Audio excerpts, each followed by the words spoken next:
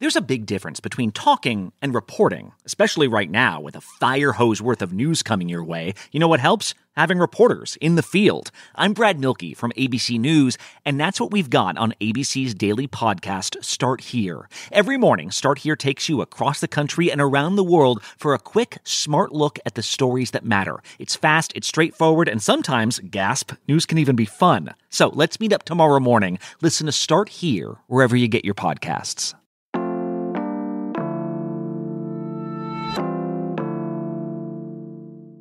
Today on CityCast Pittsburgh, the city is back in action. Literally, the Hollywood actors and writers' strikes are over, and the Pittsburgh film community is welcoming back its show and movie crews. But how are folks doing after going this long without work? We're with our film office's executive director, Dawn Keezer, to talk about how they've been supporting their artists and why it's taken Pittsburgh so long to break a decades-long filming curse.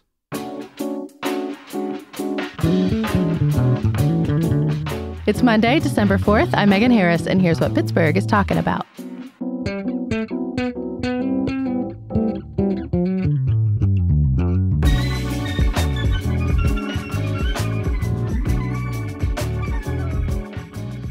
Dawn, it's so good to see you in person. I feel like we've spoken a lot over the years, but very rarely in the same space. Yeah, it's exciting to be here.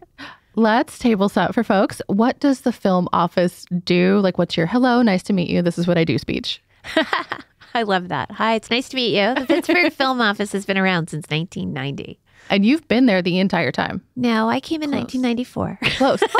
Close. I'm the second director. I think you can count a lot of those years. I think, yeah. I've been there over 29 years. September marked 29 years. And we basically are the economic development agency for southwestern Pennsylvania.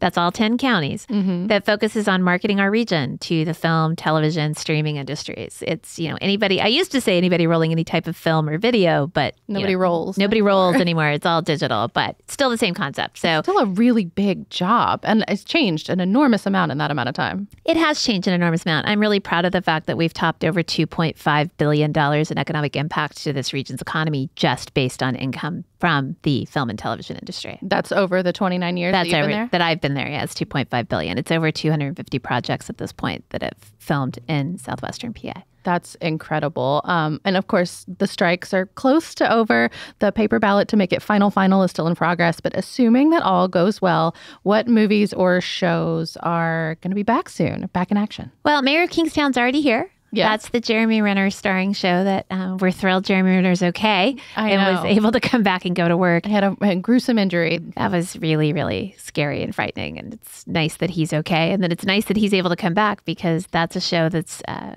employs over 400 people every day that they're working. And last year when they were here, they filmed for almost 9 months. So it's a big time project for southwestern PA.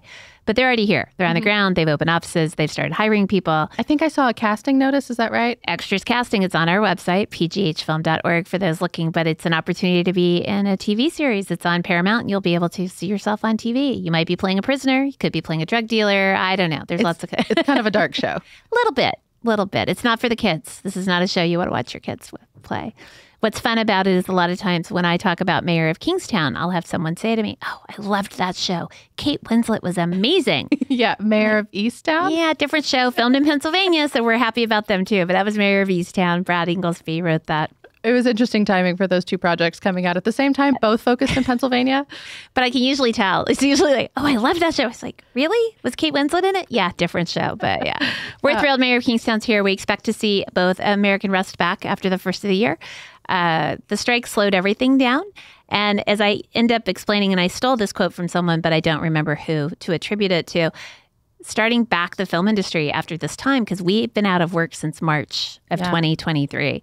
But starting it up, it's not like starting a car. It's like starting a factory because you got to hire all the people. You got to get all the stuff. It's kind of like, if you're going to put on the circus, you got to get all the animals and everybody together. But Mayor of Kingstown's on the ground. We expect to see more right after the first of the year. People will be back at work. And then with American Rust and Mayor of Kingstown, I hear we're breaking a pretty good milestone here as well. It's pretty exciting. We've never made it to a season 3. I didn't realize that until you and I were talking. Why didn't we make it to a season 3? There's been all kinds of answers. Mindhunter was our first really big TV series, David Fincher. We had a season 1, we had a season 2. There was a planned season 3. Although season 1 was set in the 60s, season 2 was set in the 70s. Season 3 was supposedly set in 1980s LA. So it's really hard for us to play Los Angeles. We do New York here better than New York can do New York, and I get in trouble every time I say it, but we can close roads and we're able to. We're cheap. We're cheap. We're less expensive. Fine. We don't ever say cheap. We're economical. We have an amazing crew, but we can look like all these different locations. 1980s LA is a little hard. We had some other shows. The writer's strike from last time, 15 years ago, that killed some stuff. COVID killed some stuff that should have been back. So we're pretty excited to get there. Mayor of Kingstown's actually filming their season 3, but they filmed the first season in Canada. I think that still counts. I think it kind of counts too, but they're here because they fell in love with our closed state prison. Yeah. And so many have. Mindhunter before them. Mindhunter, it's really a truly amazing location. And just to clarify, Pittsburgh has had TV shows here before. I assume some of them have gone to 3rd seasons. They just haven't been the big budget ones from out of town. I'm thinking of WQED, for example. They've been shooting here for decades and decades. Well, yeah, we were very fortunate that Fred Rogers was from Pittsburgh and made WQED's home. And we all grew up getting to watch Mr. Rogers. And I'm still thrilled that I got to meet him. Yeah, and Rick Seaback, of course, documenting everyone's childhood. Absolutely. And now we know where to get the best hot dogs and the best ice cream. And yes, we have a plethora of talent here in southwestern PA that is locally based. When I'm talking about outside coming in. This is project work that comes in that hires our local union crew, that is spending millions upon millions of dollars, putting people to work and putting money into the economy. We're talking outside in. The film office, which is actually kind of a good question, we work with outside in. We also work with inside out. So we help everyone, doesn't matter what your budget is. We have a photo library that has over 50,000 images. So if you call and you're looking for the greenhouse next to the Blue Barn, we'll pull all those for you. In reality, we'll get questions. We need the closed prisons. I've got the best coverage of those prisons. If you need a courthouse, we send you 10 because we have 10 courthouses when you look at the ones on the county. So we help everyone, like locations. We'll tell you how to close the street. We go looking for those big fish, if you will. And we try to be a good conduit, matchmake for folks that are coming in and don't know the area super, super well like you do. Right. We're the one-stop shop. Well, and, talking about that millions of dollars, our film tax credit had a little bit of a change in the last year. You have been fighting for years to get that thing increased so we could remain competitive with some states like Louisiana and others. What's the status of that money with the Pennsylvania budget? What's a budget in Pennsylvania? Do we have one? Sorry, I'm getting a little cranky, as I know most people are. We were included in the current budget that has yet to be passed at $100 million, which is the same as last year. We're woefully behind. My friends in Georgia have an uncapped 30% tax credit, which means they don't ever run out of tax credits. And when we created this program almost 18 years ago now, streaming didn't exist the way it does. And the streaming is really, if you think about what you watch on TV and you think about all the different channels, that's where all the content's being created. So, and those are large budgeted shows that require then a large incentive for them to be here. 25% of $100 million is a $25 million tax credit, but they've spent $75 million while they're here. So it's a good win for Pennsylvania taxpayers. And that's kind of how it works. If you're not familiar, is that big budget films will come in and say, we'll use this percentage of the workforce and we'll spend this much money while we're on the ground here. But they get a little bit of that back, knowing that they're going to spend way more. 25 cents on the dollar is really the easiest way. Anything they pay a Pennsylvania tax on is qualified. Everything they rent or purchase has to be from a Pennsylvania business.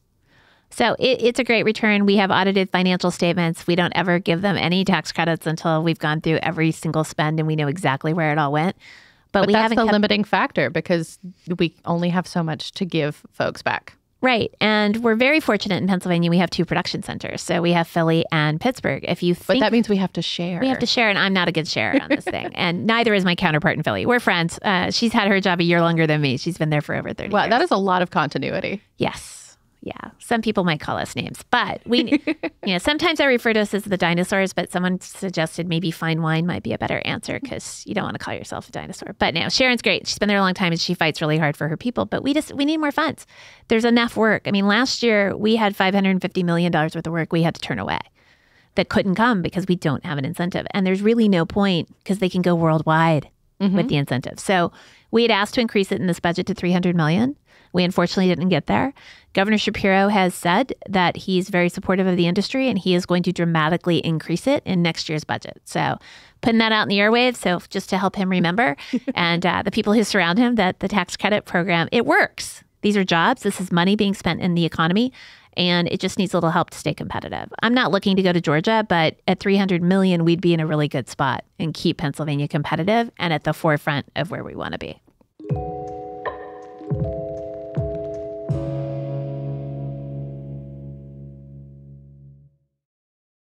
So, Dawn, I have heard you say in the past that we don't have to go looking for new projects anymore, that people call us. What do you think is it about Pittsburgh that makes people want to come here? Like, why are we so cool? Why do they want to film here? Yeah. There's a couple main reasons. First and foremost is the tax credits, which we've talked about. You have to have some sort of incentive. So money is number one. Money's number one. The depth of our crew. We have some of the most amazing, talented people who live here, who work in this industry full time. Statewide, we have 20,000 people that work in the industry. Regionally, it's about 5,000. Is that a lot? It is for a place this size, but it all goes back. We've been making movies here since 1914.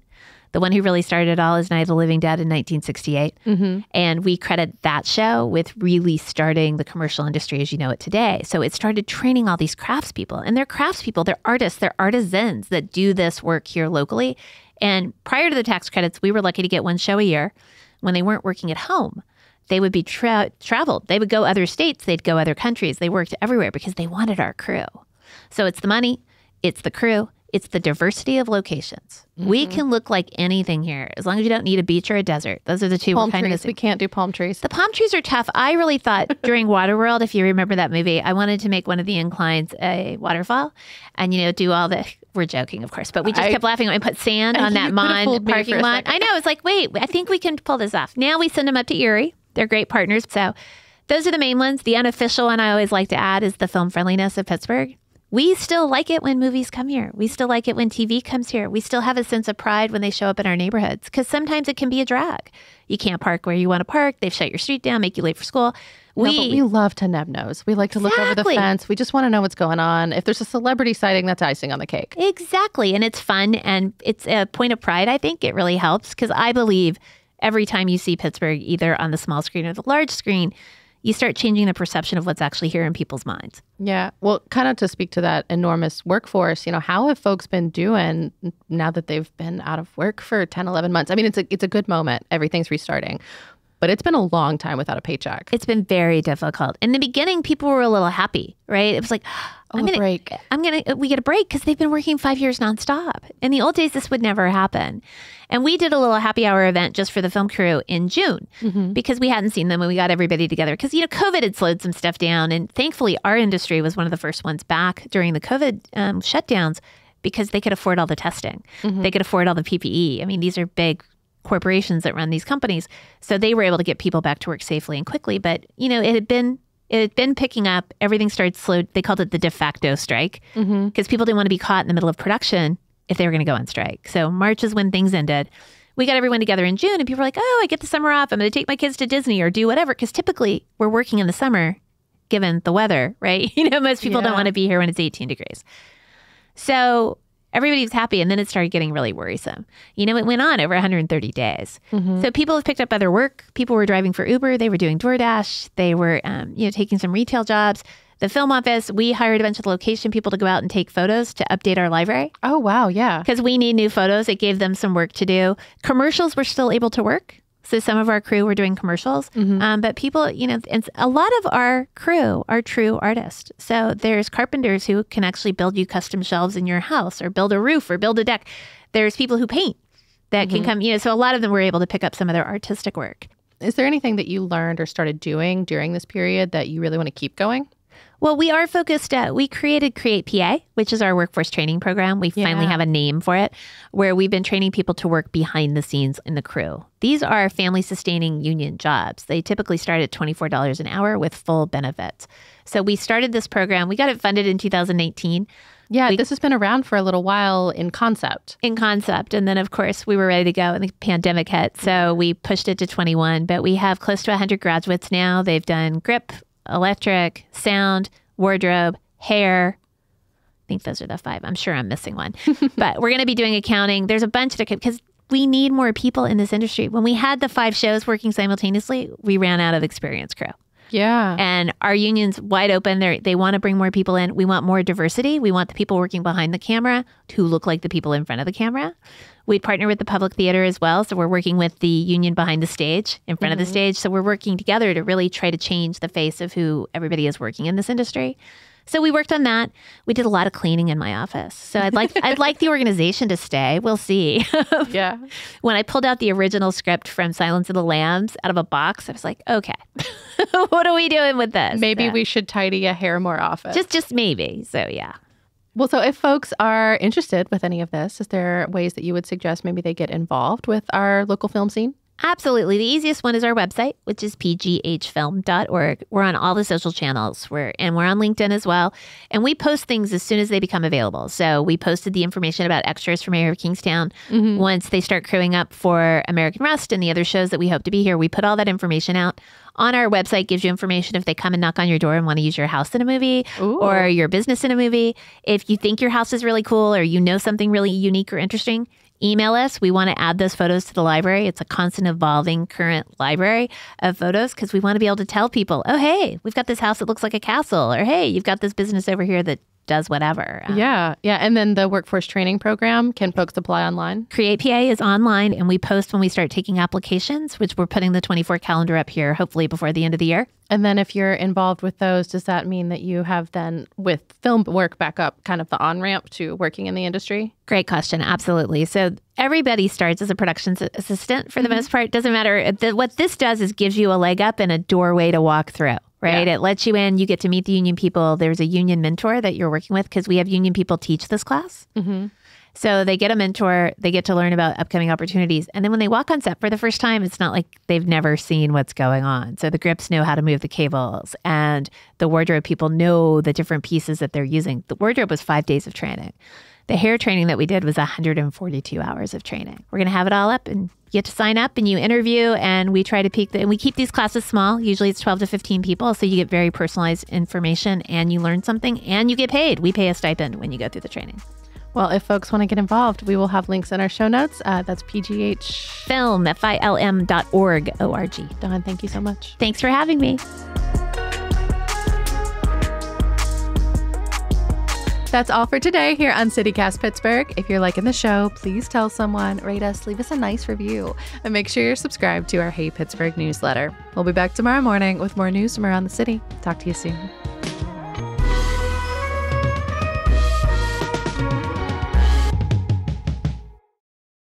Look, I've been having a lot of fun with Billy Porter, with Lee Daniels. I didn't meet Jason Momoa when he was here. I have met Jason Momoa at a climbing gym. See, you met Jason. Everyone met Jason. I didn't meet Jason. I figure I'll see him next time he comes back.